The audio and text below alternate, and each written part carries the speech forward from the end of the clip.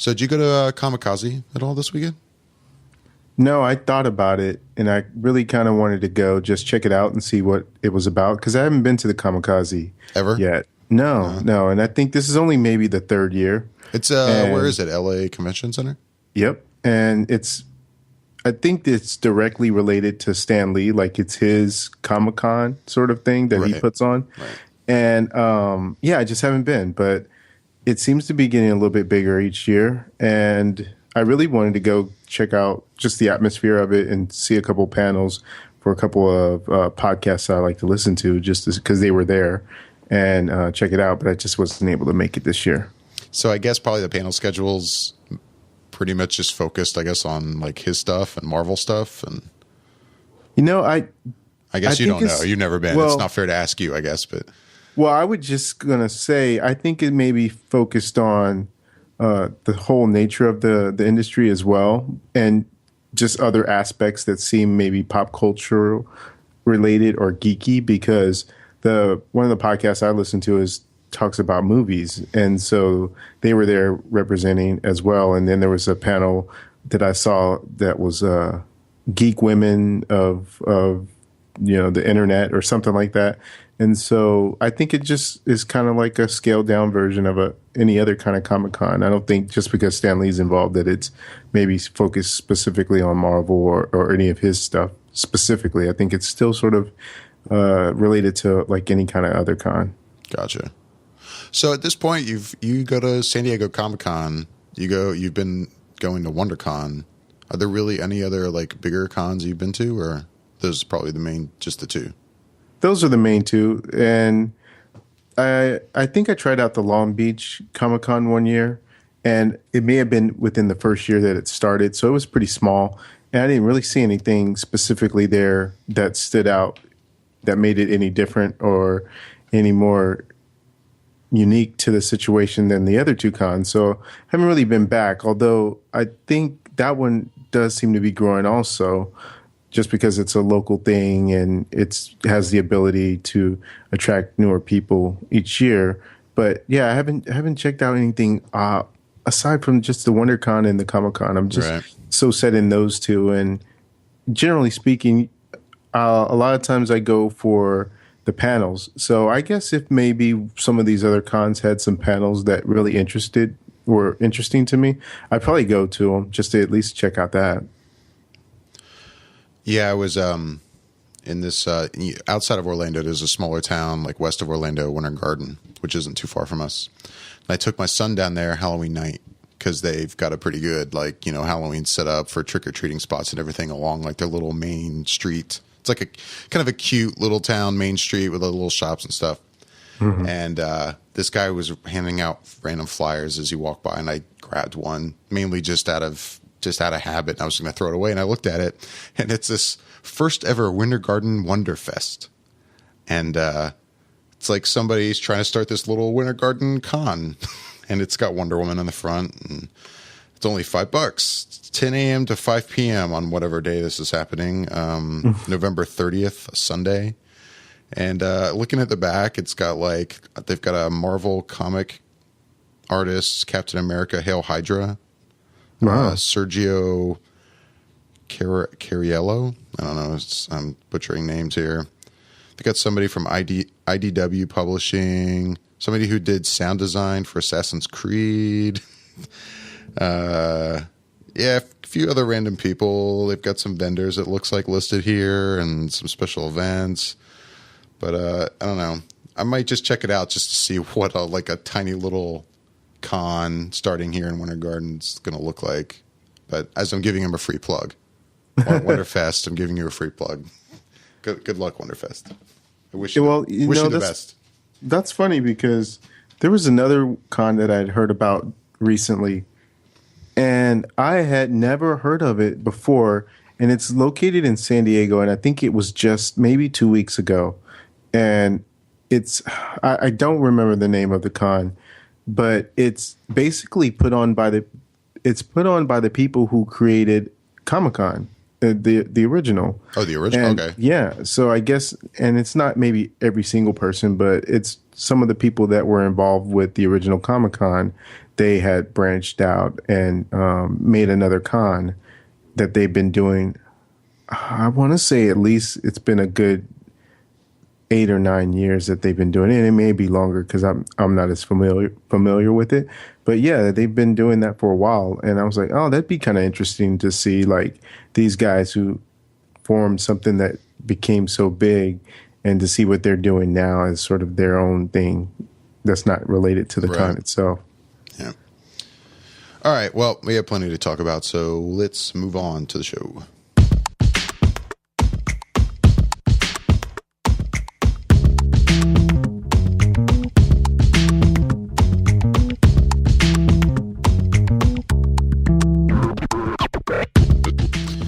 Hello, everybody. Welcome to Flicker Effect number 109. We're recording this episode on Sunday, November 2nd, 2014. I'm David Lott. I'm joined this week by Bobby Jackson. How's it going, Bobby? Going good. It's almost the end of the year, getting closer to Black Friday, so I got to start saving some dollars for that. Man, I wasn't even thinking about Black Friday, and then you had to mention it. Well, it's November. It's like that's the first thing that pops into my head once that calendar turns to like November. The next 1st. holiday to look forward to. Who cares about Thanksgiving? Black Friday. I know. Pretty much there is no Thanksgiving because a lot of those stores are opening up at 5 o'clock, 8 o'clock. So you have enough time to grab something to eat and then go stand in line, assuming you want to buy something on that day. So you do the Black Friday thing like every year?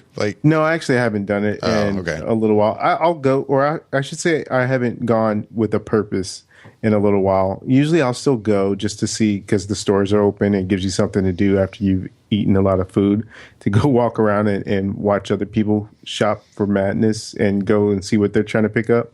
But I haven't specifically gone for anything for myself in a little while. So I'm always on the lookout, but it just hasn't been anything specific to me within the last, I'd say, 3-4 years.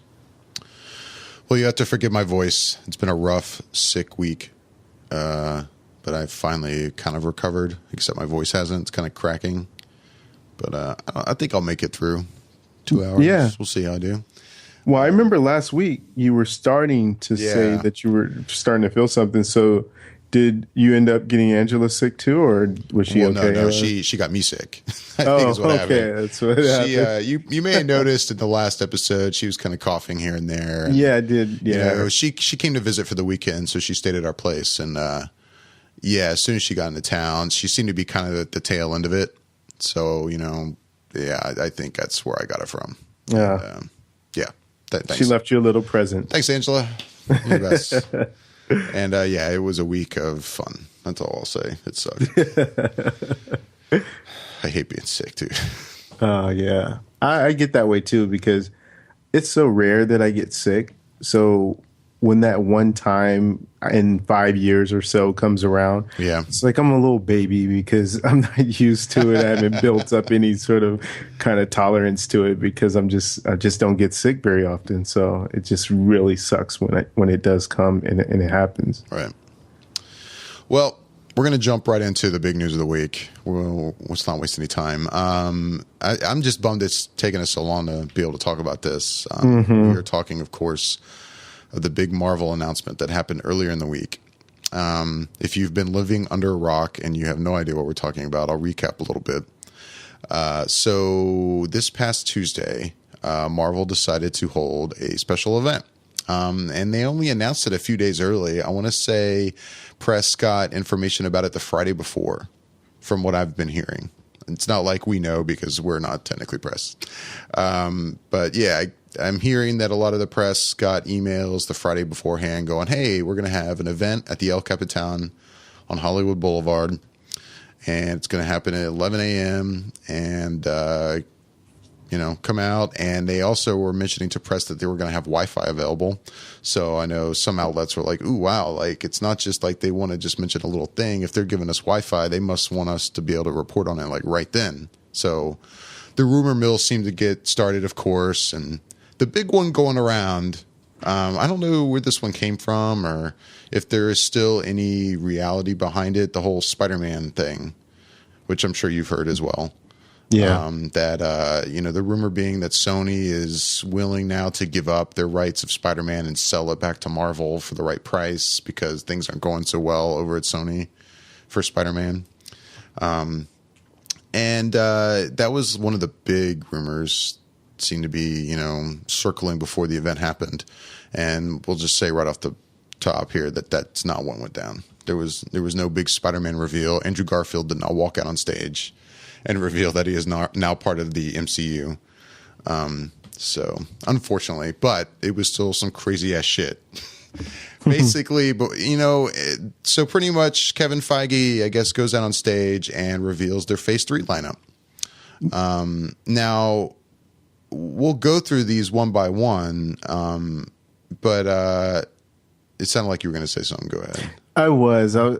I just was going to say that basically when you said Kevin Feige walked out and announced it, I was going to say he basically Hall H'd everybody because pretty much. That's essentially what it was. Whenever you've heard us talking about going to Comic-Con in San Diego and going to Hall H and waiting in line to see some event for whatever the studios are bringing, that's essentially what he gave people that went to the El Capitan. Sort of in a nutshell, it was just basically a Hall H outside of San Diego. Yeah, as I was following along in a live blog, there wasn't a way to watch a live feed of this. Only press were invited, and they also, I guess, gave out tickets on their Facebook page, on Marvel's Facebook page. So I didn't know about that. I wish I had known, because then I probably would have tried, because I knew nothing of that. Yeah, because when I first was hearing stuff on the internet, that sounded like, oh, is this just a press event? And then during one of the other live blogs or somebody's tweet was going, okay, they're letting general audience out, so only press will be there for the Q&A. And I'm like, what the fuck? They let people like us in? What the hell?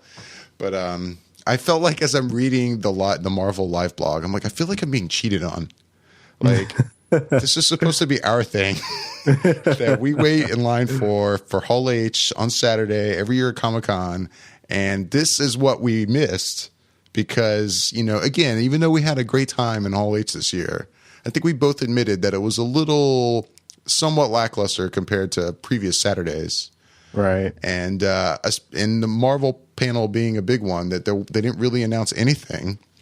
And it turns out, I guess that was the plan. He mentioned it during his Q&A that they originally wanted to do this during Comic-Con, and I guess they really just couldn't get things, tied down and, couldn't make it happen. From my hearing from reports, a big part of that being the Robert Downey Jr. Role in Captain America 3 was, I guess, a big one. That at the time of Comic-Con, it sounds like he was playing a little hard to get. But now he's finally, I guess, signed on the dotted line. He's going to be in the film. But yeah, this was supposed to happen at Comic-Con. It didn't, so they decided to have their own event, kind of an Apple-style event. It's felt like, But it was huge. I think it broke the internet.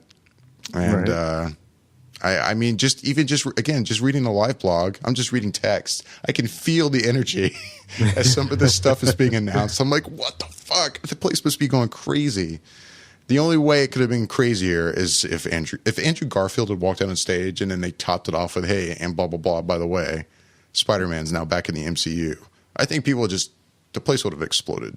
Yeah, there'd been brain matter all over the place. It would have gone insane. It would have been insane. I can't even imagine. But anyway. Right. So we're going to run through this Phase 3 lineup. And I want to mention first, though, I guess, we're probably going to be talking a lot about some of the source material that a lot of these films are probably going to be based on. And I guess if you don't know anything about the source material and you don't want to know anything before you see these movies, you could kind of look at this conversation we're about to have about all of this as kind of spoiler, material. So if you really just don't want to have any idea of what's going on before you see these movies when they eventually come out, then I guess, you may not want to listen to this, but just a warning that you could kind of consider this a little bit spoiler territory. But anyway, so first up, they mentioned, which we already know, May 6, 2016. We already knew this was going to be Captain America 3. It was interesting how they did this because it was the first thing on the slate, but it turns out to be one of the biggest kind of reveals of the event. They initially called it, and correct me if I'm wrong, it was Captain America's Serpent Societies, right? Yeah, that's the title that they went with initially. I guess just because they didn't want to, throw it all out there right at the beginning. Yeah. So they went with that at first. Excuse me. And went through the entire lineup. It was after they went through the lineup, and I think after they showed a clip from Avengers. I guess the clip shows Cap and Iron Man not in their armor and costume, but I guess Steve Rogers, Tony Stark just talking to each other and having kind of an argument. I want to say, from my understanding, they showed that clip and then they end up revealing, oh, by the way, it's not going to be Captain America Serpent Society, it's going to be Civil War, which we pretty much all knew.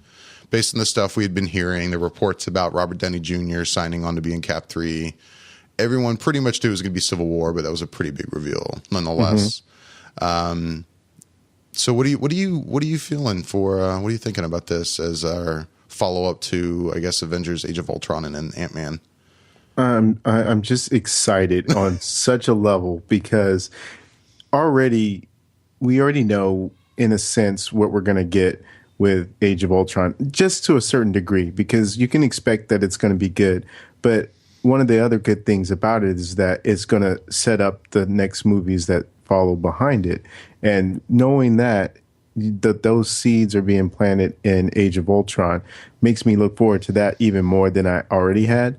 But then the payoff being when you get to Captain America 3 and it's Civil War, and they've already said that they're not doing it specifically the same way they did it in the comics, that it will have a different sort of life in the MCU. And the essential aspect that will be the same is you'll have on one side Captain America and on the other side Iron Man, and they will have a difference in an opinion in the way something is supposed to go down. And that just sparks off this whole big thing and this Civil War. So knowing that that's coming, just knowing that this is a Captain America movie, but you get Iron Man in it, Robert Downey Jr. in it, that's huge. I mean, it's just such a big deal that you will see that. And right now, since you can't visualize it and you just only hear about it, it sounds cool. But when you start seeing that preview or just the snippets of it or hearing more about it, the level of anticipation will go up so much. And I already can tell that it's going to make way more than Captain America 2 made. And that made a lot of money. So it's insane already just from that first announcement. Yeah, I mean, we talked about Civil War last week, and I mean, I don't feel really any differently than I did last week. It's not source material I'm really familiar with, and nonetheless, I'm still excited about the movie. I like the concept based on how you've described it and everything I've been reading about it. It seems like a really interesting idea. It feels like, though, it doesn't feel like this is just going to be so much a Captain America movie, even though it still has that title. Feels like it's kind of like a smaller Avengers film. You've already got 2 heroes in it instead of 1. I imagine maybe Cap will get more screen time than, Iron Man will. I don't know.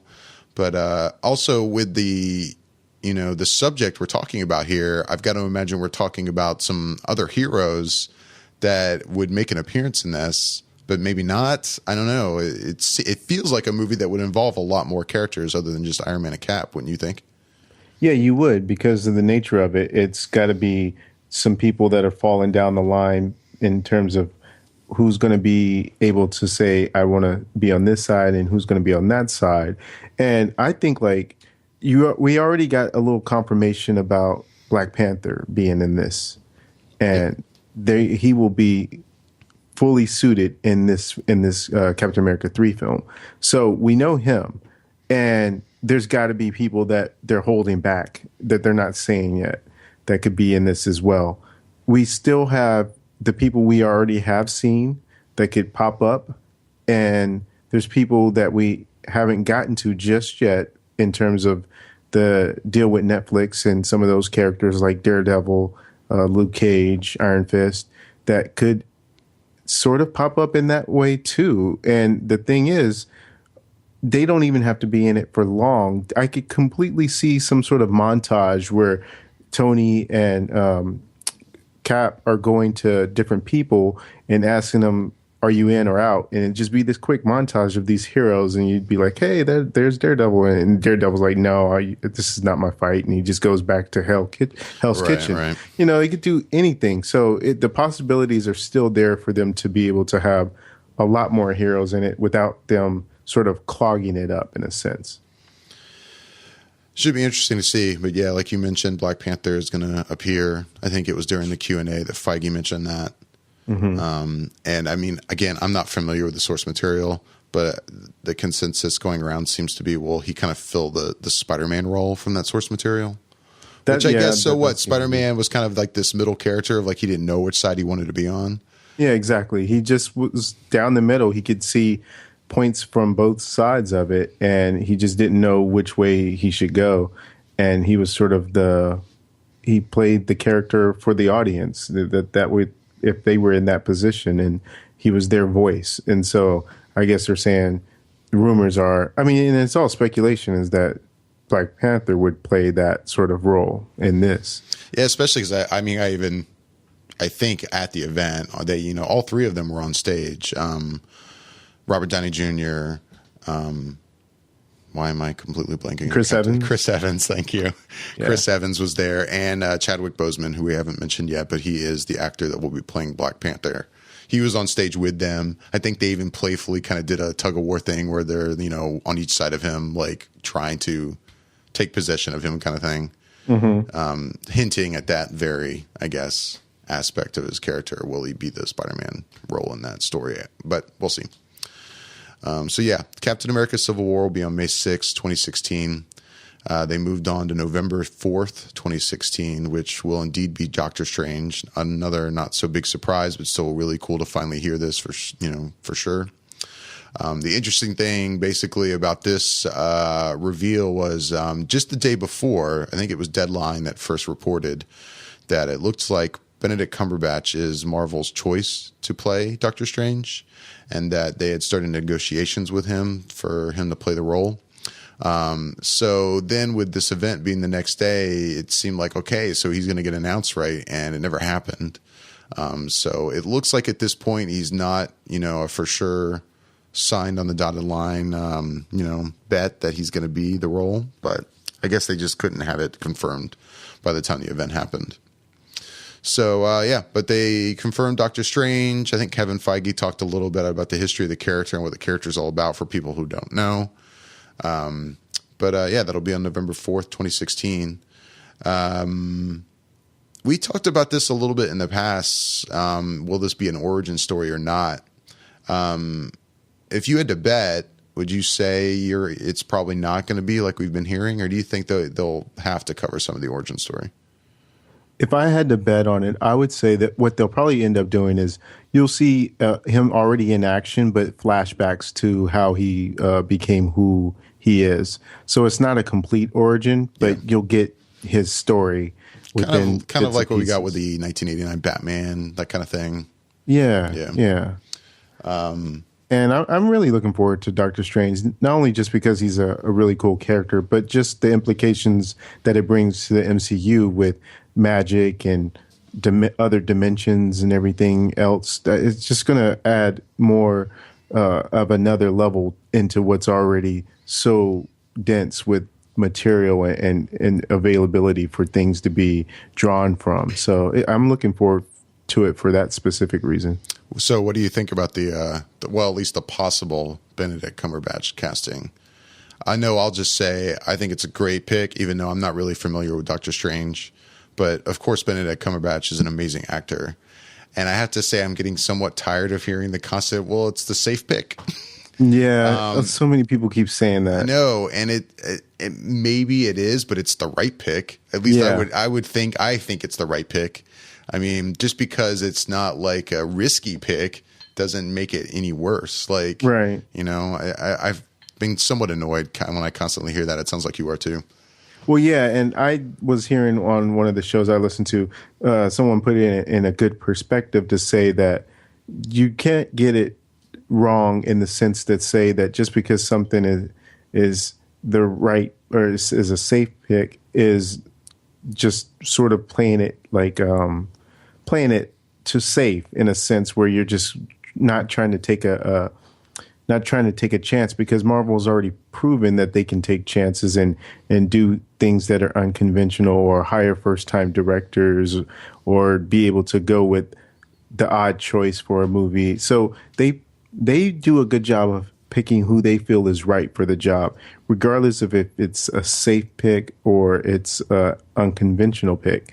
And in this case, Benedict Cumberbatch seems to be a safe pick in the sense that he's going to deliver. He's going to give you what you want from that role. I mean, the guy's well known to be a good actor, so that's who you want to be in this part. And that's all there is to it. I think some people have said what they meant by a safe pick isn't necessarily that they thought it was a bad pick. They just wanted maybe something. When you heard of all those other names being thrown out there, maybe they were thinking, okay, I don't know what this guy would bring to it, but it would be an interesting choice to choose, and I would like to see what he would do. Whereas you kind of already know Benedict will probably knock it out of the park. You're not even worried. You know, it's just, you're just going to watch it and already know what you're going to get, as opposed to someone that if you didn't know how they were going to interpret it, or they're a loose cannon in a sense, like Joaquin Phoenix. Like, how would he have done it? That would have been interesting to see. And so that's not a safe pick, but you would want to see how it would have worked out. And I think sometimes that's what some of the people meant by that. Yeah, I'm excited about Doctor Strange. I mean, you know, there's no doubt I can't wait for Age of Ultron and Civil War, but it's probably the next in the lineup we have that I'm like maybe the most excited about, if that makes any sense. Just because, probably mainly just because it's new to me, even though Ant-Man is new to me too. But no, I get what you mean. It's hard. I don't know, with everything that's gone on with Ant-Man, it's hard for me to get excited about that, especially since we really haven't seen anything yet. Sure. Not that we've seen anything from Doctor Strange, obviously, but you know what I mean. We've at least seen something from Ant-Man, but we haven't seen it in a context in which the movie is actually being filmed and works within. Moving on, May 5th, 2017 will be Guardians of the Galaxy 2. Now, we were told at Comic-Con this past summer that this was going to be released on July 28th of 2017. So yeah, it's moved up a couple months to May 5th of that year. I'm curious, do you think it'll keep this title, just Guardians of the Galaxy 2, or do you think that's just kind of what they're giving it right now until a script is written and a new title is decided? I almost feel like it will keep that title of Guardians of the Galaxy 2, because even when you say that, it's already a mouthful. So to add like a subtitle onto it or something. That's exactly what I'm thinking too. It would sound like too much. Because my first thought was like, my first thought was like, oh, you know, this is just like a working title until they pick like a subtitle for it. But I did the same thing. I'm like, well, it's already Guardians of the Galaxy is a little long. So I think they will stick with 2. Yeah. And they did it with Iron Man. It's not like it'd be the first film in the MCU that'll just have a 2 on it, or 3. Exactly. So yeah, I think they'll stick with 2.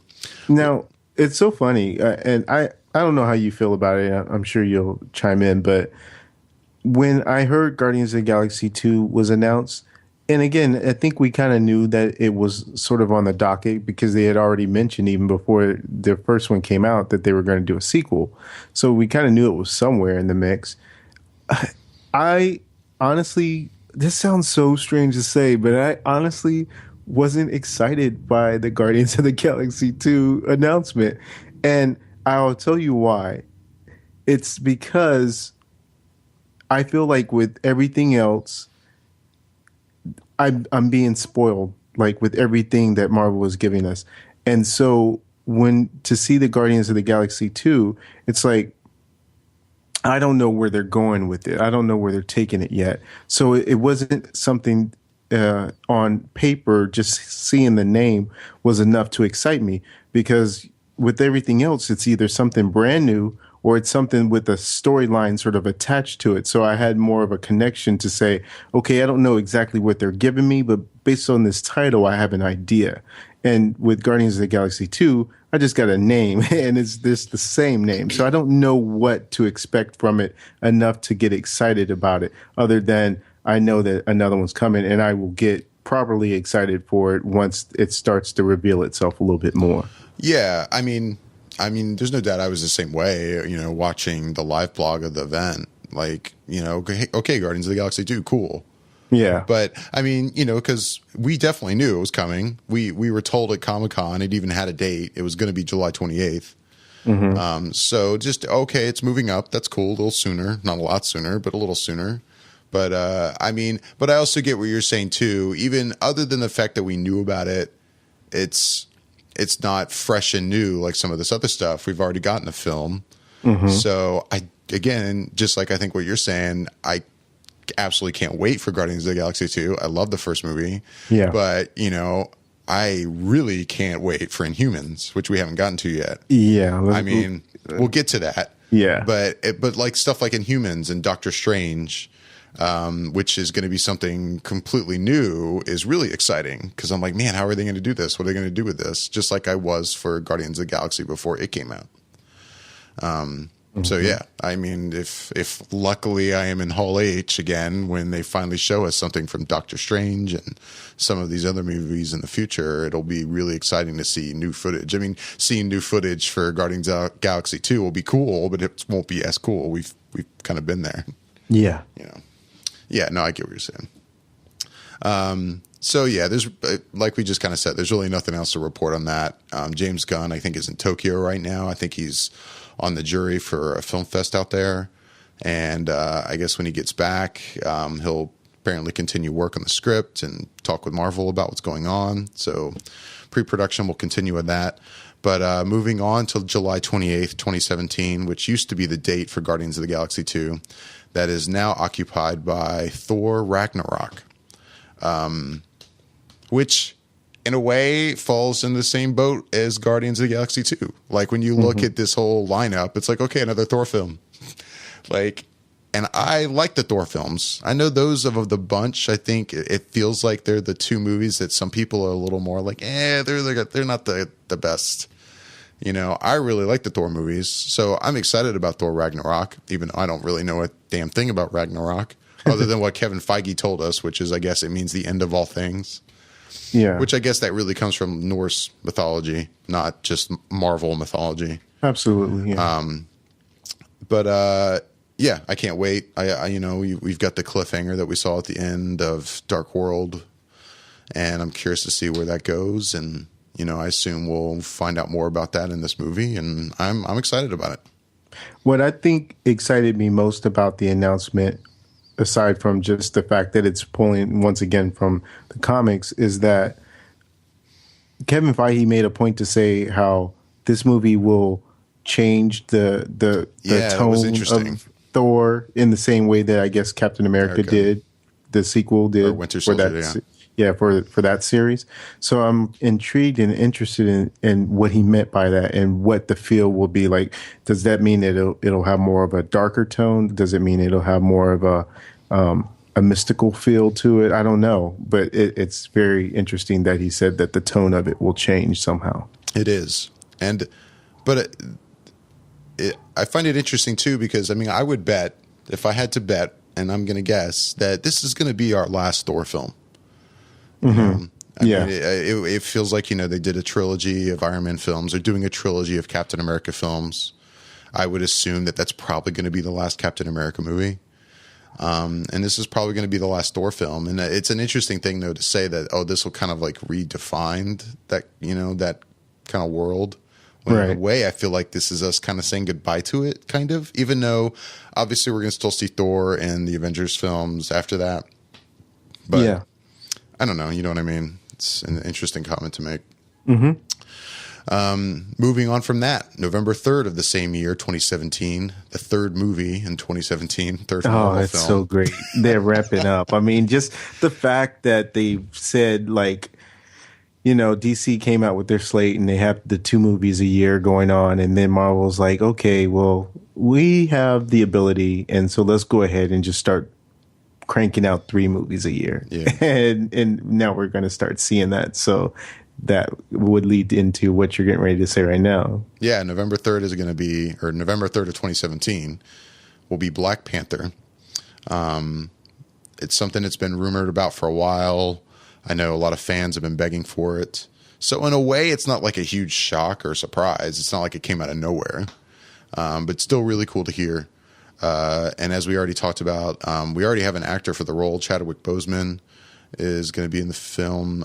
If you don't know who that is, he played Jackie Robinson in 42, and James Brown in, what's the name of the movie? Get On Up. Get On Up. Thank you. Which I hear great things about. You saw it. I did. Yeah. I liked it a lot. Yeah. I hear great things about his performance in it. So that is what's going on with Black Panther. Briefly, for those of us who don't know, who is Black Panther? A quick little 101 Black Panther 101 course. Yeah, it's so funny because I've known of Black Panther obviously for a long time, but I never knew him until I would say maybe about a good 4 or 5 years ago when the cartoon version of the Avengers was on, Earth's Mightiest Heroes, and I started getting a little bit more interested in the character, and then I started also reading some comics that he was involved in and really got into the character a lot more. And they even started to maybe bring him up in prominence a little bit more as well. And basically, his name is T'Challa, and he is the king of Wakanda, which is a place in Africa. And it's known to be the most technologically advanced place on the planet. And they have a substance there called vibranium, which is mined there and used to create different kinds of tech. And the reason why they are also, I guess, one of the wealthiest countries as well is because of this vibranium, because it's very hard to find. In fact, I think you can only find it in Wakanda. And it's used as something that's made out of Cap's shield is made out of vibranium. And so it's supposed to be a substance even harder than adamantium. And the thing that stands out about vibranium is that it absorbs, I believe, like sound or something to that effect, of where it's something about it. I forget the exact quality about it, but there's something that has to do with sound. And so he's just this sort of person that rules and looks out for Wakanda. And he is the Black Panther, and he has abilities as well as being able to have that sort of same combat awareness and skill level of a Captain America or someone else. But he's very noble, and he's very wise and just a good character to put into the mix with all these other characters. Yeah, my only exposure to him was when I read the Infinity, storyline that was just like a year ago or so, I think. Mm-hmm. I'd never read him before. But yeah, I'm excited about the film. But and now I thought you also read New Avengers. Yeah, a little bit. I have. He's in there. Yeah, he's in there too. So I've mainly picked that up since I read Infinity. So okay. But yeah, Black Panther will be coming on November 3rd. Moving on to 2018. This was a date, May 4th, that actually during the event, Kevin Feige skipped it. He moved on to a couple other dates in 2018 first, mainly because I guess you could kind of look at this as the other big reveal of the event. But we'll go ahead and go into it right now. May 4th, 2018 is going to be Avengers Infinity War Part 1. So our third Avengers film is in fact going to be split into two. Its second part we'll get to a year later on May 3rd of 2019. But yeah, part one's going to come on May 4th. Pretty much everything that we've expected is indeed going to happen. It's going to end with a huge Thanos Infinity Gauntlet battle. And this is going to be really interesting to see how this plays out. Because this is just going to be insane. And when I reading again, going back to the live blog as the way I consumed this event as it happened, I read Avengers Infinity War, and then whoever's typing this out hesitated and put the part one, and I'm like, holy shit, seriously? We're going to cut this in two, which isn't a big shock. I think we've all even kind of speculated that this is what they're possibly going to do. But I'm just going to be interested with just the sheer amount of characters you have. Really what the Avengers are going to kind of look like by the time we get to this movie. Yeah. I feel like the Avengers are going to look like a very different team than we've been seeing in the first two films. But I'm curious what you think about that. Like, what, I've been seeing a lot of theories, and obviously, it's only been a week, but it's plenty of time for tons of speculation online. Yeah. And tons of speculation for how this whole phase 3 is going to play out. And is this person going to die in this film? And, what have you. And, one of the big ones I read kind of, painted this picture that this film or these two films, these two parts, will really definitely not be anything like the Avengers team that we have so far. And I don't know it'll be that extreme, but kind of, do you know what I'm getting at? Like, what do you think is going to happen? Yeah. Okay. So going back real briefly to what we were saying about vibranium, remember it's that it absorbs vibration, which is in the name, and kinetic energy. So it has that ability. But as far as when they announced that, like you were saying, I was live blogging as well, and I'm doing this at work, and so the guy in the cubicle next to me, he's been reading comic books forever as well, and so he's familiar with all these different things. And as they're announcing these things, I'm like yelling over my cubicle, and I'm like, "Oh, they just announced that!" Yeah, so I'm getting all excited at work. So I see the announcement for Avengers: Infinity War Part 1, and I practically wanted to say I lost my mind, because I was just like, like you said, they had been rumoring the fact that they were going to do that they were going to make two films. But a lot of people started shooting it down, saying, well, what would be the reason? Why couldn't they just tell the story in one?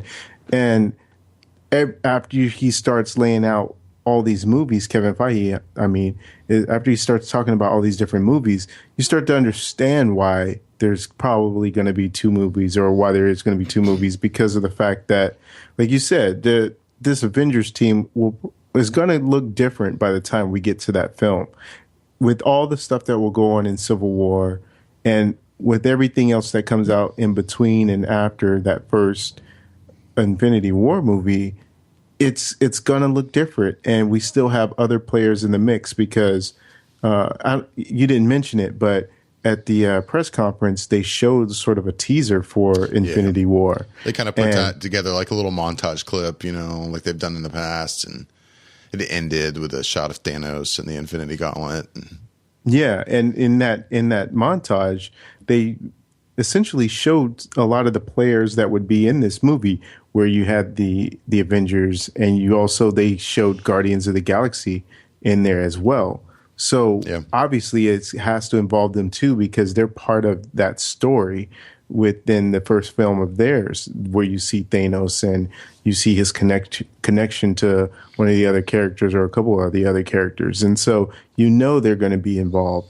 And so you get this sense that that movie is going to be so huge and the fact that it is Thanos, he deserves, to be honest, a two-part film, because he's no joke. And the sense that once he gets that gauntlet, I don't know if that's the way it'll break out or break down, and that the first one will be him obtaining the gauntlet, and then the second one he actually has it and wears it, and everything comes from that. But either way, it's so deserving, because we've been building to this moment from the first film of ever being announced, so it's all building, and now we get to see that culmination of all that's been put before it. Because for a while there, and when I say a while, I mean like really a few days before that, when we kind of had heard about this whole Civil War thing, and Robert Downey Jr. signing on to be in Captain America 3, a lot of people kept saying, well, that's cool and all, but when are we going to get to see Thanos, or when is that going to happen? And sure enough, Marvel has a plan, and they know what they're doing. And so this is it. And it's going to be epic. It's going to really be epic. I want to say, like, as this event was happening and I'm reading it, it wasn't so much that they revealed that this is going to happen. Like, that was so crazy. It was that they already went that far in this event. Like, I don't think any of us were expecting that. Yeah. You know, I mean, we were getting an event. Okay, cool. We'll probably cover the next few films. But I mean, for them to go so far out, like, fuck it. We're just going to go to 2018 and into 2019 and go ahead and tell you what the next Avengers film is going to be. Even though we haven't seen any of the films in Phase 3 yet. like, holy shit, they're already announcing Infinity War and it's going to be 2 parts and we know the dates and, like, this is fucking crazy. Like, what the hell are you guys going to do at Comic-Con the next few years other than just show us, I guess, some footage? Like, you're going to have nothing new to announce. That's true, but I'm fine with that. I'm fine with that too. To announce now, I know it just gives me that much more level of anticipation for it. Yeah, no, I'm fine with that too. But it's going to be a little different, I guess. Well, it won't be much different from this past summers because they didn't announce anything new there. But yeah, I don't think any of us were expecting its announcement to go so far out. Like, fuck it, we're just gonna drop it all out there. And I know some people are like, "Oh, well, is this in reaction to the DC announcement?" No, of course not. And Feige specifically answered that question, and that's when he said that, "Hey, this is what we were going to do at Comic-Con, and we just couldn't make it happen. So that's why we're doing it here at the El Capitan." But so yeah, Avengers: Infinity War Part 1 on May 4th, and then we get 2 other movies before we get to see Part 2. The first of those being on July 6th of 2018, just a couple months later, we'll get Captain Marvel. Another movie kind of like Black Panther that I think people have been really wanting for a little while, at least from what I've been hearing. And it's been a rumor, and finally it is reality or will be reality. Kevin Feige made a point to say who this Captain Marvel will be. I guess in comic book history, there's been a lot of different Captain Marvels. Yeah. This one will be Carol Danvers. Who is Captain Marvel? That might be a complicated question. I mean, just as briefly as possible, but who is Captain Marvel? She was initially a Air Force pilot, and so she was military trained, and she eventually got her abilities from Kree, which is one of the blue skin aliens that, if you've seen Agents of S.H.I.E.L.D., that sort of been one of the theories as to what's going on there with some of the characters. Right. And we also saw Kree in Guardians of the Galaxy. And so this character called Mar-Vell ends up giving his abilities to her through like a transfusion or something, or he gets killed and it transfers over to her. But she ends up having his abilities, and it makes her, man, I don't know where she ranks at in terms of most powerfulest heroes on Earth, but she has to be up there because she's super powerful. Like almost, I'm talking like Thor, Hulk level type powerful as far as strength, but she can also fly and she can also shoot like energy projections from her hands. So she's pretty powerful. And, I mean, I've heard that I've heard people say, and again, I don't know a lot about Marvel, but that she's really the most powerful superhero in the Marvel universe. I would say, essentially the Superman of the Marvel universe. In a sense, but I would still say that Thor and Hulk would still be able to take her down. But it would be a good fight. Yeah, it would be a good fight, but I still say they would have the edge over her. But that's still nothing to sneeze at. I mean, if you can still even be able to go toe to toe with either one of those characters. Right. So, yeah, she's pretty powerful. And one of the enduring attributes to her as a character is that she is all about just being this person that she has sort of a short temper, but she's always pushing and driving herself to get the job done. And she gets along really well with Captain America because they have that sort of military training and that background as well. But she just is this voice, and she's kind of like the Wonder Woman of this century in a sense, where she stands for all these different things. And it's something that women can look to and appreciate because she's not that typical, stereotypical comic book character where you see the boobs are hanging out or just, she's more just that type of a role model for younger readers that may be women or girls, and for people who are women that are interested in comic books and want something that maybe speaks to their voice. She's been that sort of go-to within the last few years, and her popularity has been rising and rising. And that's why I think Marvel was like, you know what, it's time. We have to really let her be out there and people to know who she is in the same way that they did for Guardians of the Galaxy. And in the same sense, the way you've seen all these characters and blow up, I guarantee you, by the time that movie comes out, you will see people rocking the Carol Danvers Captain Marvel shirts. Yeah. You know, it's just going to happen. Right. So, of course, it hasn't been long, but since we don't know the casting of this role yet, everyone is speculating who should play Captain Marvel. Right now, off the top of your head, if you had to pick an actress. Yeah, see, and it's you can't so be Katie hard. Sackhoff. I'm tired of hearing. No But offense she's to Katie so Sackhoff, right she's great, for it. but She's so right for it. But aside from her, I've been hearing Emily Blunt's name a lot. That's another name going around a lot. Yeah, and I don't see it physically, but I can understand it from a acting perspective because she could for sure play the role. But yeah, I don't really have off the top of my head someone to go to beyond those two because, you know, they do seem to embody a lot of the attributes that Carol Danvers has. You know, in some of the lists I've seen a couple other actresses that actually I'm like, oh, okay, I hadn't thought about that person that I think might be a good pick. Yvonne Strahovski, yeah. From She seems like she might be a good fit. She has the look. I don't know. I mean, hey, that's all I'm going off of. I don't even know who Captain Marvel is. I'm going off look. Yeah. But yeah, I think she seems to kind of have the look. Another one, Natalie Dormer, would be interesting. It would be. Yeah, I don't know. I think that might be a good pick. But other than those, I honestly, I think it'd be interesting to go with kind of a no name, somebody new and fresh. That'd be nice. Yeah. You know, I'm sure there's plenty of actresses out there that would be great for this role who we don't even know who they are. So maybe they won't go with anybody that we know. They don't need to.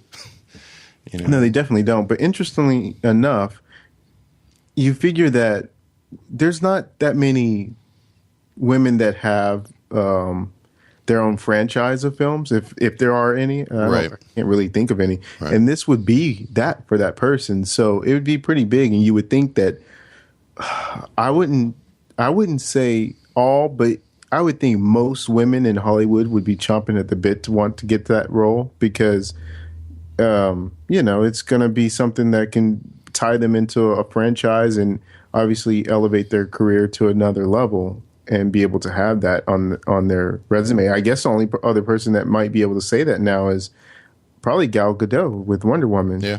In fact, I think she just had to turn down a role. Yeah. Because of her DC commitment for a role in Ben-Hur. Mm-hmm. So yeah. Well, yeah. So I'm definitely looking forward to that. Yeah. Captain Marvel, July 6th of 2018. Then we move on to... Oh, sorry. No, that's okay. I was just going to say one of the other things that they mentioned about that was that I guess they are close to being able to announce a director and a writer for it. He did make it sound like that during the Q&A. Yeah. He definitely made a point to say you're going to hear about a director and a writer before you hear about an actress. Yeah. But yeah, he made it sound like it was going to be soon. And it was also interesting because they had asked Kevin Feige, well, are you going to look to get a female writer or director for the film? And he just said flat out, well, that's not how we really operate. We just try and get the best person for the job. And it doesn't matter if they're a woman or a male or if they're black or white or whatever. We just want the best person. Right. All right. Well, moving on to November 2nd of that same year, 2018, we had the film I'm most excited about, and that is Inhumans, which I think of this group, it seems to be getting the least amount of attention because I think people know the least about it. Yeah, it's the Guardians of this new exactly. Sort of phase. And I probably only know, I'm not saying I know a lot, but I have happened to pick up Inhumans as it I guess, restarted, or it's a new book that started pretty recently. And I'm not completely caught up on it, but I have been reading it and I've been really liking it. And yeah, I'm really excited about it. I'm not about to sit here and try to explain who the Inhumans are, because I will do a piss poor job at that. Oh, I'd love to hear it though. Would you though? Yeah, I would love to hear what your knowledge of Inhumans are. No, we're not going to go down that road. Let's just say I enjoy it. It does seem like they're going to somewhat kind of fill the role in the MCU of the mutants, even though they're not just going to be the mutants of the MCU, but they do seem to kind of fill that spot since we don't have mutants in the MCU. But why don't you explain to us who the Inhumans are? You would do such a better job at it than I would. I'll do an okay job at it because I've only recently gotten into the Inhumans since they had rebooted the run of comics, but they've been around forever, since at least the 60s and maybe I think it was 70s or maybe the 60s. And so they're interesting in the sense that, like you said, they're kind of almost like mutants, but they're basically superhumans that were an experiment of the before mentioned Kree. Right. They did tampering with the human, genomes and stuff, and created this race that are called Inhumans. And essentially, the difference between a mutant and an Inhuman is mutants are born with this gene, and they usually manifest their ability at some sort of age around puberty, and they'll have their ability sort of show itself. Whereas with Inhumans, you have a gene essentially, but it doesn't just come about at a certain age. You could technically live your whole life and it never happens. The only way it happens is if you come in contact with something called the Terrigen Mist. And this is sort of like something that activates that gene. And then from there on, it can be the same sort of similarities with mutants, where it can be all kinds of different abilities and powers. There's no one certain sort of thing that a person can have. And so the humans are, as a race, a whole bunch of different people. But in general, when you talk about the Inhumans, you're talking about this sort of group of a family, and they're royalty because they kind of lead the people of the Inhumans, whereas in mutants they don't have some sort of like king and queen that lead their people, but the Inhumans do, and they're led by a character called Black Bolt and his wife Medusa, and they also have their sort of family drama where Black Bolt's brother is an evil sort of kind of a Loki kind of character to Black Bolt's Thor in a sense. And I would say at some point in time, they were living on the moon. And so they were sort of kept away from a lot of the stuff that was going on in the Marvel universe. But then recently in the comics, they sort of crashed land to Earth and had been living in their own sort of secluded area outside of New York in the well, I want to say somewhere in the what's the body of water in New York that everyone, is it the Hudson? Or is it yeah, I think it's off of the Hudson. Okay. And they have their own sort of kingdom that's outside of there, and it's sovereign land where they have their own rules and everything. Wasn't it like in the book? Wasn't it like this, almost like this floating city that's just kind of hidden? Adelon. Yeah, and it crashed to Earth just recently, and so or crashed down because it was still, I guess, hovering above the in the atmosphere. Right.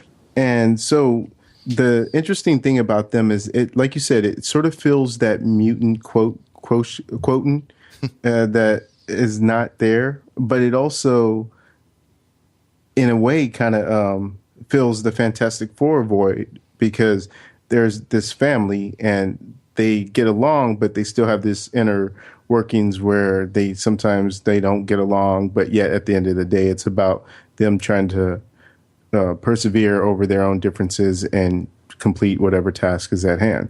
So it still has that sort of mix in it as well. But it's such a good thing because it's again like we were talking about with the Guardians of the Galaxy. It's an unknown property for most people, and so they hear the name and they don't understand it or they don't know. And then once we start to get closer to it, they'll start to see and be like, "Man, this looks pretty cool," and I want to know more about it. And so either maybe they'll start to pick up the comic, or maybe they'll just try and check it out where they can.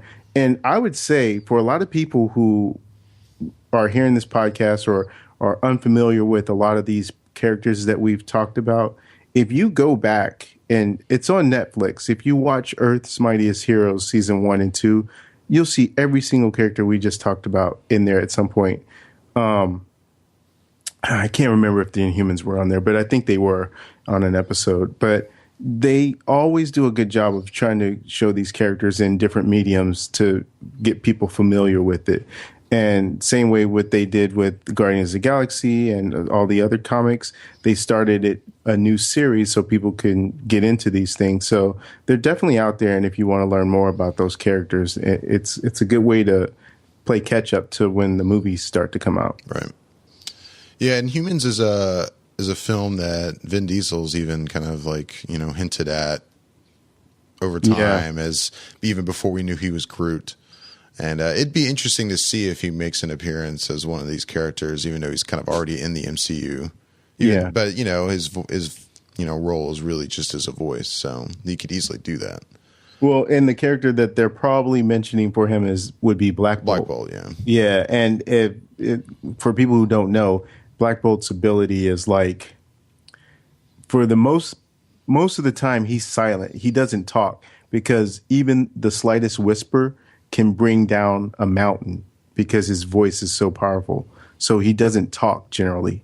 Which is perfect for Vin Diesel. Right? And so it makes a lot of sense as to why. What does that kind of say about you, though? You get the two roles in Marvel Cinematic Universe where all you do is say, "I am Groot," or you just don't speak. Yeah. But it's so weird because in a way it suits him in a weird, odd sort of way, because if you look at some of his other roles, like Riddick, he doesn't speak much, but when he does, it's like kind of almost like you listen, you want to know what he's saying because it's something that is affecting.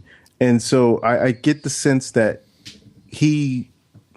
another reason isn't just because he can't speak, it's because he can emote. He can give you a look or be able to act through actions as opposed to always having to speak his voice. And when you do hear his voice, it's like, look out. Right. So I think that's another reason why they may be looking at him for that role. But and then the other characters have other abilities as well. And one of the weirdest characters that will be interesting to see on film is Lockjaw. Yeah, the dog. Yeah. Yeah, he's this huge dog. With this like a goalpost bigger on than his a head. person. Huh? With like a goalpost on his head. Well, yeah, it's like some sort of like almost like a tuning fork kind of thing. Yeah, I know. Because Black Bolt has it as well. Yeah, exactly. But he basically transports everyone around. He can go to different places, I even think he can go to different dimensions and stuff. So he just is like their taxi in a way. Yeah, it's a transporter. But it'll be very interesting to see that on film. So yeah, man, I can't wait. But that's a long ways off. Inhumans, November 2nd, 2018. Then the end of this list is back to a movie essentially we've already talked about. Avengers Infinity War Part 2 will be on May 3rd of 2019. And just think there'll probably be 2 more films that year. Phase 4. Mm-hmm. Who the hell knows what it'll be?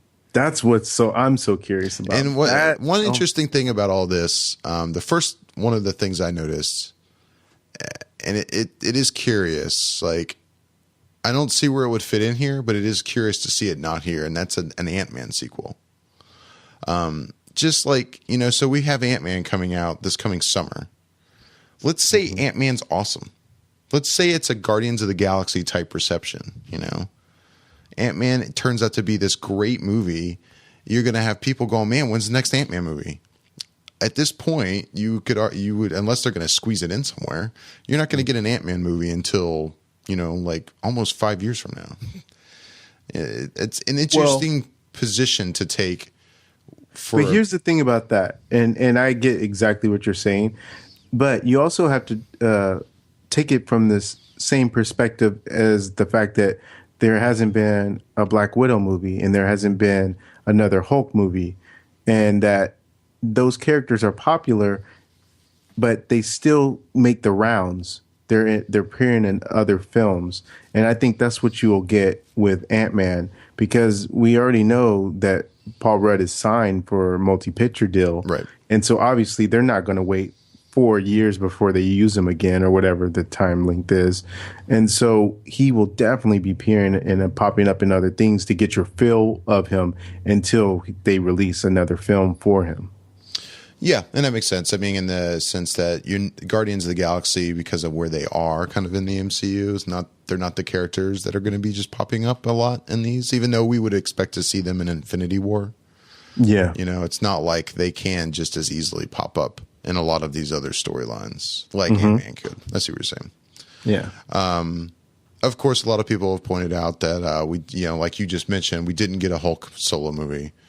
We're still not getting like a solo Black Widow film or a Hawkeye film or a Falcon film. None of these I find very shocking. And in fact, I think if they had done any of those, it would be a little disappointing. Nothing against any of those characters, but it's more exciting to get stuff that's, you know, fresh and new, and compared, instead of taking a character we've already seen developed in Avengers and, you know, Captain America films, and then get their own film. I don't know. Personally, it's not something I'm that interested in. No. Yeah. Not on a solo tip anyway. Maybe if it was some sort of mashup or team up sort of thing, that would pique my interest a little bit more. But just them solo, not as much. Maybe a Hulk for sure, but maybe Hulk. Not, but yeah. Still, with Hulk, I feel like he's working out so well. Yeah. Teamed up with Avengers, I just don't see them going down that road yet. You know? Yeah, not yet. Not yet. The one interesting thing too about this Infinity War thing is, I guess it'll all be revealed when we finally see it and see what characters actually appear in which part, and if they're in both. Because if a lot of these main Avengers are in both, I assume then that they've reworked some contracts. Yeah. You know, well, and that's the thing I had heard, is that they weren't doing that they weren't going to all appear in, like, you would see where maybe some of them would sit out of the first part and then come in at the second part. And I can see how that could work out in the large scale of things, where the events of Civil War shakes out and you just don't see some of them showing up. And maybe there's a crew of Avengers led by Tony Stark, and they're the first to encounter Thanos with everything that's going on. And then the call goes out, and then that's in the second part, Captain America and his crew join up. And so that's where it happens. I mean, there's so many different scenarios that can happen between now and then because of the way that everything is structured that we just don't know. So I don't know what you've been hearing or what you've been reading, but one of the things kind of going around is that for Infinity War, both of those parts, we might actually see the Russo brothers direct those. Yeah, I've seen that too. How do you feel about that? That Joss Whedon may not finish up kind of the Avengers trilogy, if you will. Sad, disappointed. Yeah, I think it's a because I really felt like in most things it seems like you get a trilogy out of a director if they're doing well on a property, and so to think that this might be his last one, it makes me curious as to what else he's going to be doing, because I always follow whatever he's doing. And so I'm hoping at the very least that, if he's saying that he's not going to direct the other installments of the Avengers films, that he's still within the Marvel universe doing something, whether it's maybe taking more of a direct hands-on with Agents of S.H.I.E.L.D., or maybe if it's more like he ends up being the one to write some scripts. Maybe he writes the script for the Captain Marvel film, since he always does well with women as characters, and maybe even decides to direct that one. I mean, it's so many different things, but I really just hope he stays within the family, so to speak, of Marvel and do more stuff there, even if he doesn't direct the other two.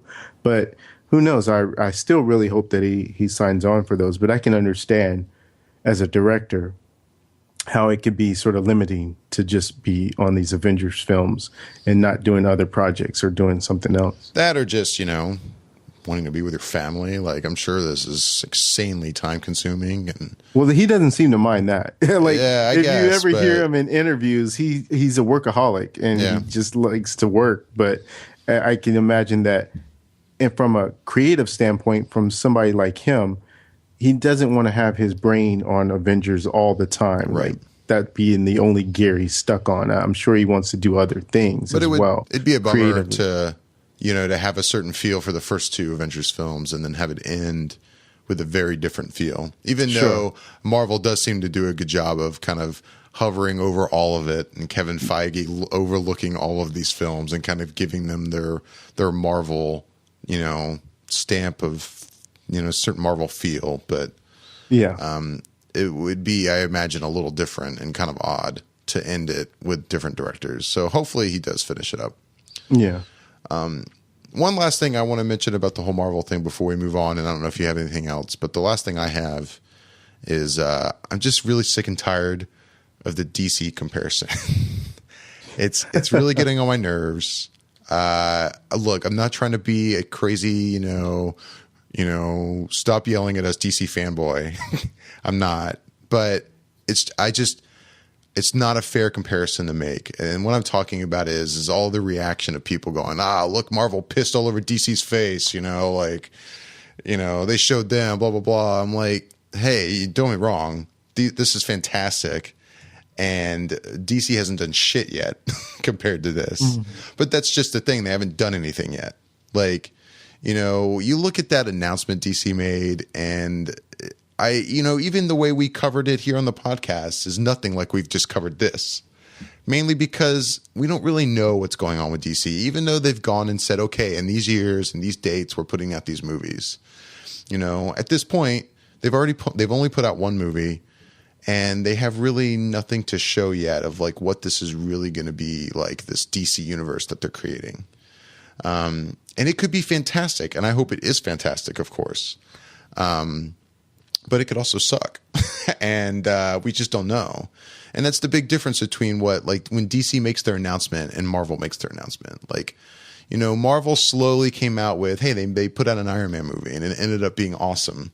And they built on that. And now they've kind of earned the right to do this kind of event and say, hey, we're putting out all these movies for the next 5 years, and we know they're going to be kick-ass. Even though some might be duds here and there, they're not all going to be perfect. But for the most part, we know when Marvel does an event like this and they can name these kind of movies, we know, man, Inhumans is going to be the shit, or Captain Marvel is going to be awesome. DC hasn't really shown us anything. So when they go, hey, we're making a Flash film 5 years from now. Yeah, okay. Well, once you put out a couple of movies, then we'll see. But I don't know. To just dump on it like, the DC stuff is going to be retarded. I mean, we don't know that yet. It's getting on my nerves. Yeah, I agree. It's so funny that you actually brought that up because I have a buddy that listens to the podcast, and I asked him like what he thought of last week or whatever, and he mentioned that he was disappointed that you didn't seem to talk that much about the DC announcements. And I essentially said exactly what you said. I was like, well, I can't really speak for him, but if I had to guess, I'd probably say that it's because of the fact that DC hasn't really given us anything yet. We just know stuff on paper. They haven't set a precedence yet other than Man of Steel to really get excited for their universe because there's not enough out there, whereas Marvel has all this history and building on it. So of course the excitement level is going to be in a different sort of stage because we expect more and we have more from Marvel than we do from DC at this point. Mean, the MCU, the Marvel universe is a universe we know now. And when you go, hey, even if it's a new property, again, like Inhumans, you can picture that in the Marvel universe. You can get an idea what that's going to be like because you're familiar with it. We're not familiar with the DC universe yet. We don't know it off of one film, you know? So for them to go, we're making a Suicide Squad movie, you know, even though I'm excited that's, you know, if I pick that movie in particular, I'm excited it's a David Ayer flick and it's going to be about villains. That's cool. I can't wait. But I still kind of really can't picture it as well. I can't see really how it's going to fit in, you know, and the same with the rest of that lineup. That's the most annoying thing about what they decided to do by doing the whole lineup. You know, I mean, why even bother with that? Like, just kind of ease into it and give us, you know, Batman versus Superman and make it awesome, and then make Suicide Squad awesome. And then, you know, you kind of earn the right to be like, okay, you know, you guys are digging this and you know, we've got great ticket sales and the movies are making tons of money.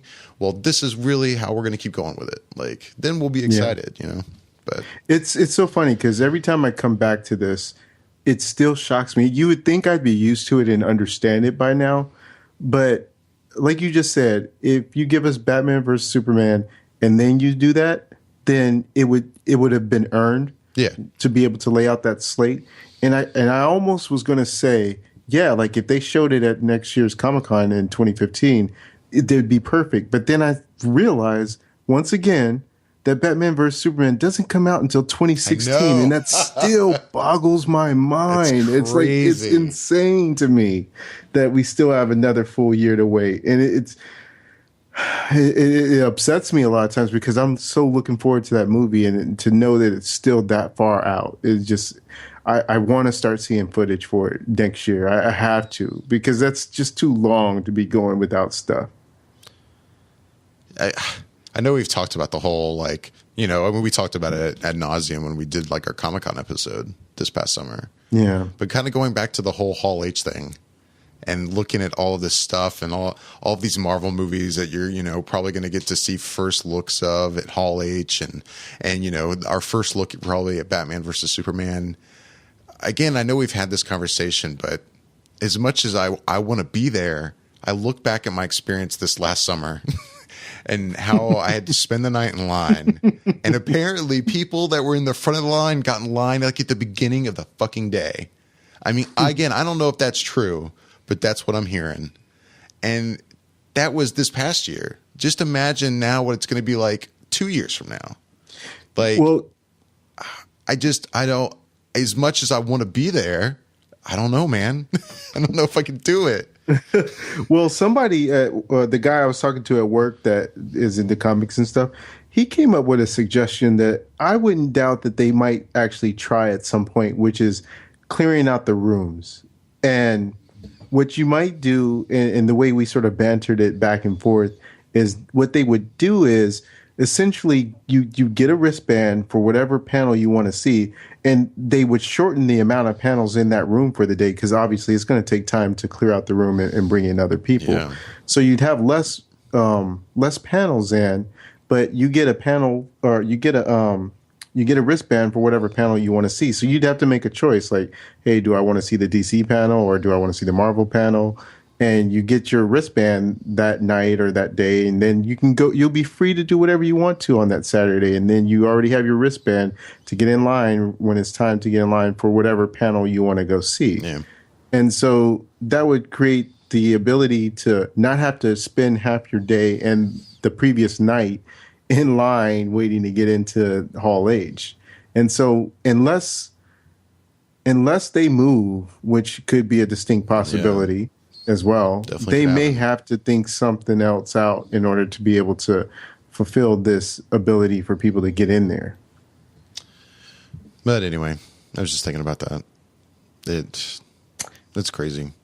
And one other, I guess, thing about the Marvel thing before we move on is that there was an article that I sort of sent you right before we jumped on, where they were talking about, based on how many people watched this Age of Ultron trailer and just projections and everything, that they're projecting that Age of Ultron will probably make about $2 billion and be the third highest grossing movie of all time, which it's so crazy, because aside from Cameron, that would mean Joss Whedon would be the only other person to have two movies to break that threshold and be in the top 3 of all time. Right. And granted, it has a lot to do with the property itself, but it also has to do with him as a director because he's been able to put together, and a writer because he's writing these things. So he's telling a story that people want to go see multiple times.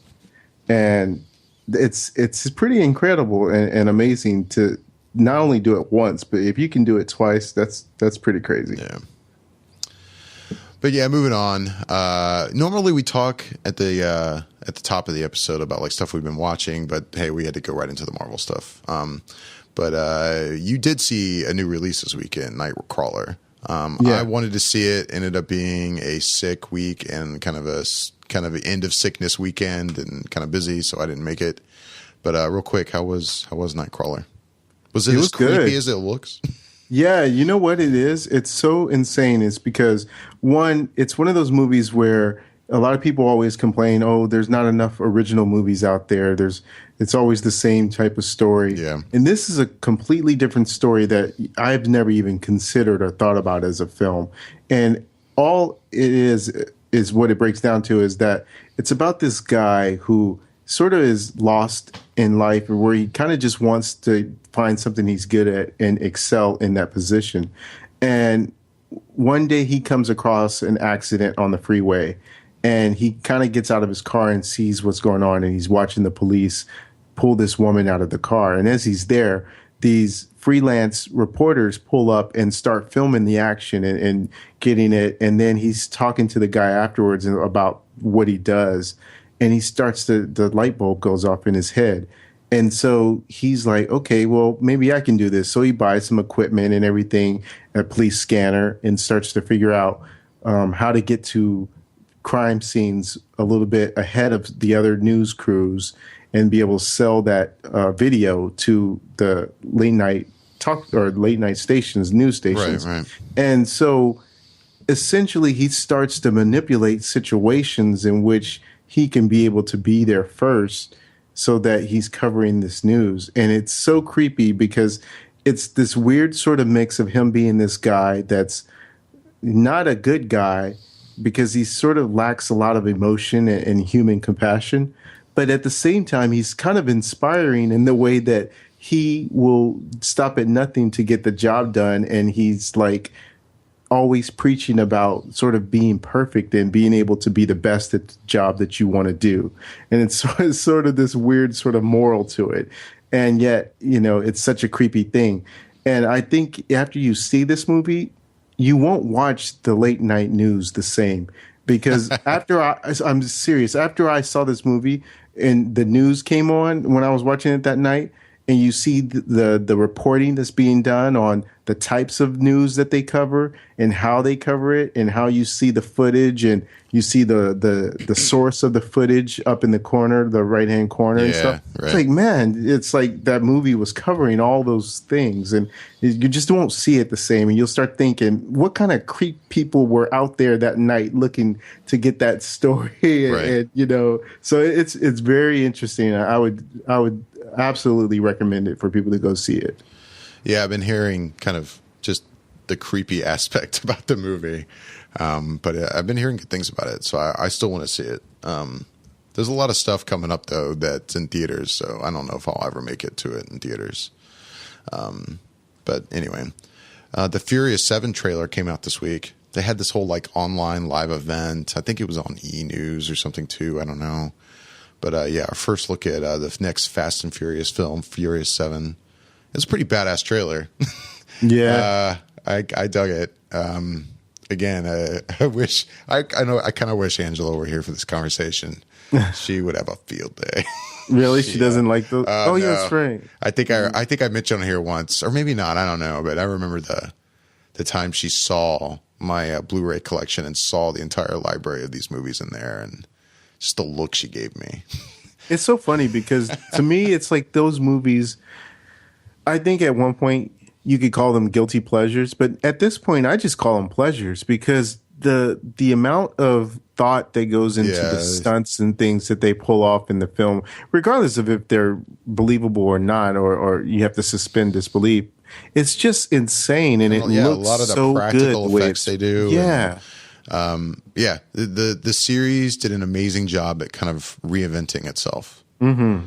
when Vin Diesel came back, and it's impressive. Yeah. And I agree. I think I still can go back and watch, Tokyo Drift and feel like that is kind of a guilty pleasure. Mm-hmm. But not these anymore. These are good action films. Yeah. Even if a lot of people don't want to admit it. But Well, the box office proves that. Oh yeah, they're doing amazingly well. I mean, it's ridiculous the movie to look forward to. As ridiculous as some of it as it is, in that last film with that whole plane scene and the runway, the runway that must have been like 50 miles long. Well, and you just buy into that. That's their world, exactly. Because they're making, again, in this trailer, you see Paul Walker's character make this impossible leap. It's like these guys should be in the NBA. They can jump so far. It's insane, their skills, but you just buy into it because that's what you're going to get in this kind of a film, and you just go with it and just sit there and enjoy it. And it's like to me, that'll be the kickoff of the summer, because I believe it comes out in April. So it's like I'm just already looking forward to it. Yeah. Another trailer came out recently for In the Heart of the Sea, which looks pretty good. It's a Ron Howard film. Stars Chris Hemsworth. It essentially sounds like it's a film kind of, in a way, a Moby Dick story. Yeah. But I don't know. It looks pretty impressive. I hadn't even heard of this film of being in development or in production at all. So seeing that it was a Ron Howard film that I hadn't heard of was interesting. It's got Cillian Murphy in it as well. What'd you think of this one? It just looks good. I mean, it just looks like an epic kind of film that has nothing to do with anything on the sci-fi bent or superhero bent. It just looks like something that's just a big movie, a big scale movie, just told in a traditional fashion. And like when you have someone as Ron Howard attached to it, you can kind of expect that sort of sense and scale to it, where it'll be a personal sort of story, but yet a good story, because not a lot of people check this out in the theater. And I would suggest it if you want to go rent it or check it out on Netflix, if it's available on Netflix, is Rush. And that was also Ron Howard and Chris Hemsworth was in that one as well. And it was a good film. And so I think you can expect that sort of level of storytelling within the Heart of the Sea. And this also being this sort of Moby Dick tale and the way that it's like this man versus nature and this big, huge, when you see the trailer, you'll see how big this whale looks, and it just looks insane. Yeah. Another trailer that came out this week, it looks interesting, is Ex Machina, directed by Alex Garland. I guess it's a film about a programmer he's selected to participate in an experiment with artificial intelligence. I guess he's evaluating the human qualities of this breathtaking female AI. And it stars a couple actors that we're going to see in the next Star Wars film, Oscar Isaac and Domhnall Gleeson. I think it looks pretty interesting. What do you think of it?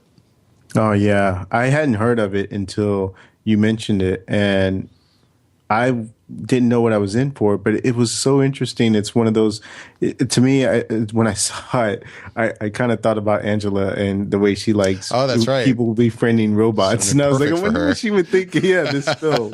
And so it just looks very interesting and intriguing that there's more of that development. This is being almost a next generation sort of level of AI and form, in terms of what you're getting within that story, sort of like her, but just like an actual visual representation of that person. Right. And so it will be very cool to see where they go with it.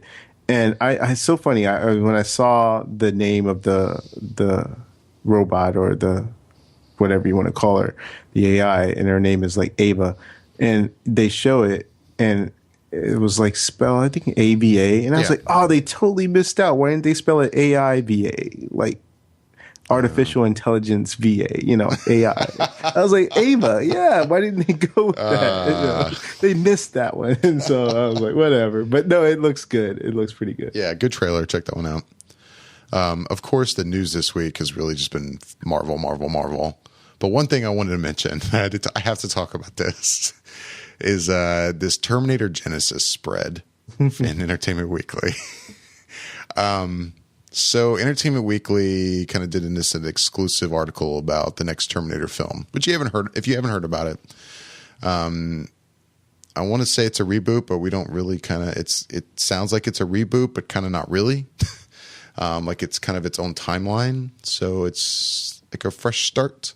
I don't know how to describe it, but they did kind of an exclusive article about it, and they had a couple different covers and also some photos in the magazine of some of the characters. All of these photos are obviously staged for Entertainment Weekly. They are not from the film, but God, do they look ridiculous. They just, the two covers, and then when I even saw the photos from in the magazine itself, they just look bad. And I'm sure this movie could end up being very, very good. And these photos really shouldn't affect anyone's opinion on whether or not this is going to be a good movie. But it's hard not to laugh at them. One of my favorite, because it just nailed what I was thinking, is Chris Gore on his Twitter account. I think he tweeted something along the lines of, I'll have to look it up, but it was perfect. It was something along the lines of like, it looks like a traveling roadshow version of Terminator.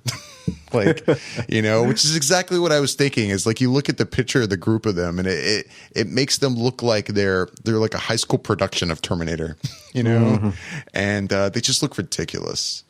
And I don't know if you read the article. I actually read most of it, if not all of it, I think. And have you heard like kind of what the basis of this movie is? Like how this is going to play out?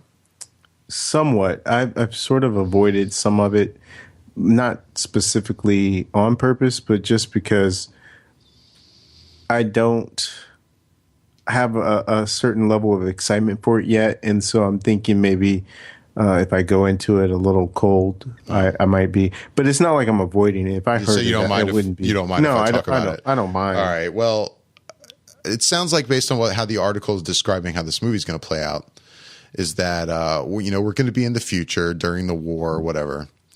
And as it happened in the original films, you have John Connor, who sends back Kyle Reese back in time to protect his mother. And of course, Kyle Reese is his dad. But I guess Kyle Reese goes back and he finds a Sarah Connor who has lost her father, and she's being raised by a Terminator, who is Arnold Schwarzenegger, an old Terminator, and so this is kind of seems like it's exploring kind of a separate timeline kind of history. So it'll fit into the existing Terminator universe, but it's kind of it sounds like somewhat of a way how Star Trek approach things, like we're going to make it tie into the world, but it allows us to do something completely new. So yeah, I guess he discovers a Sarah Connor who has been raised by a Terminator, and it means that she kind of lacks a lot of the social skills that comes along with being raised by human beings. And that sounds like where the film is going from there. And it sounds interesting. It does. But I'm curious as to why. See, that's what time travel does to me sometimes, is it drives me a little crazy because you start trying to figure out why certain things happen. And it's like, well, if she was raised by a Terminator, why would you need to send Kyle Reese back? For what wouldn't that, if you see all the things that a Terminator can do in all these movies, wouldn't Arnold's Terminator be enough to protect her? I don't know. I don't know either. And I don't know how it plays out that he ends up kind of seeing this separate timeline version. And like you're saying, it gets into a weird thing about time travel in movies where it's like, okay, now it's getting to the point that this is annoying me. And, this is the thing I don't like about time travel. But from my understanding of the storyline of this film is that he didn't know that before he went back. Okay. Like he doesn't know going back that she's already being raised by Terminator. Like, it's like a surprise to him when he gets there. But okay, I know you don't know, but in my head, I'm imagining the idea of the fact that how does, her son not know? Like, I can understand maybe Kyle doesn't know, but like, why wouldn't he know that his mom had been raised by a Terminator? Like, he would obviously know that's not his dad, right? But yeah, like, I I hope they do a good job. I mean, I've I got hope my so too, fingers but crossed and hoping that it does well. I mean, But the thing that keeps me it's optimistic scary. is the director, Alan Taylor. I like him a Yeah, lot. He directed Thor: The Dark World. He's directed a lot of great episodes of Game of Thrones. yeah. Yeah, I almost forgot about that. I remember when I was reading the article, I think, because I went into the article after looking at these pictures going, this is laughable. And then I had already heard a little bit about that storyline before I read the article. And I'm like, this storyline sounds laughable. But then I remember as I'm reading, I'm like, oh, that's right. Alan Taylor's directing this. I'm like, okay, maybe I'm going to give it a chance. Yeah. Because I like him a lot. But I don't know, man. Hopefully the first footage we actually see looks good because the pictures just look so stupid. It does not serve this film well. Like anybody's opinion, just based off of picking up an Entertainment Weekly at their local convenience store, is going to be like, what? They're remaking Terminator, and these people look fucking retarded. Sorry, but, yeah, just looks silly. Yeah, it does. But, I learned my lesson with some of the original X-Men movie or when that came out and they had those stills and it looked god awful when they just shot in a sort of photographed sort of way. And it just doesn't look good. And then you see the final product. And even when we saw stills of Quicksilver and everything, it doesn't do it a service. And it's unfortunate because maybe they would have been better served of showing like, the cast in their regular clothes and being like, here's the cast of the new Terminator. And inside the cover, you see actual film shots, stills of the actual film as opposed to them posing like that. Yeah. Well, real quick, box office numbers. Looks like it's kind of a quiet weekend at the box office, but Nightcrawler seems to barely squeaked out a #1 win.